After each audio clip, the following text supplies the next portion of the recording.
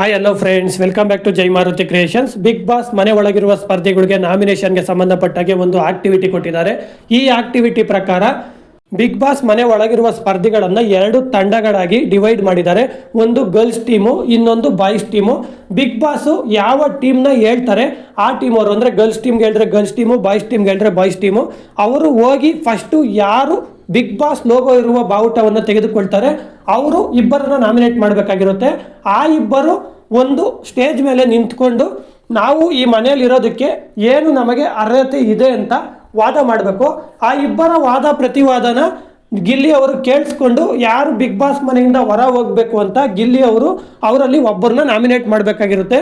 ಅದಕ್ಕೆ ಸಂಬಂಧಪಟ್ಟ ಹಾಗೆ ಇವತ್ತು ಗಿಲ್ಲಿ ಅವರು ಈಗ ಬಿಟ್ಟಿರುವ ಪ್ರೋಮೋದಲ್ಲಿ ಕಾವ್ಯ ಅವರಿಗೆ ಫೇವರ್ ಮಾಡಿರೋ ರೀತಿ ನಮಗೆ ತೋರಿಸಿದ್ದಾರೆ.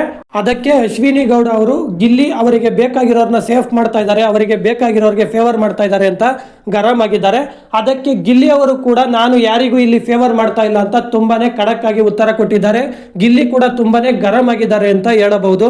ಫ್ರೆಂಡ್ಸ್, ಇಷ್ಟ ಹೇಳ್ತಾ ಈ ವಿಡಿಯೋನ ಮುಗಿಸ್ತಾ ಇದ್ದೀನಿ. ಈ ಸೀಸನ್ ಬಿಗ್ ಬಾಸ್ ಯಾರು ವಿನ್ ಆಗಬೇಕು ಅಂತ ನಿಮ್ಮ ಅಭಿಪ್ರಾಯನ ಕಮೆಂಟ್ ಬಾಕ್ಸ್ನಲ್ಲಿ ತಿಳಿಸಿ. ಹಾಗೆ ಈ ವಿಡಿಯೋಗೆ ಒಂದು ಲೈಕ್ ಕೊಟ್ಟು ನಮ್ಮ ಚಾನಲನ್ನು ಸಬ್ಸ್ಕ್ರೈಬ್ ಆಗಿ ಸಪೋರ್ಟ್ ಮಾಡಿ.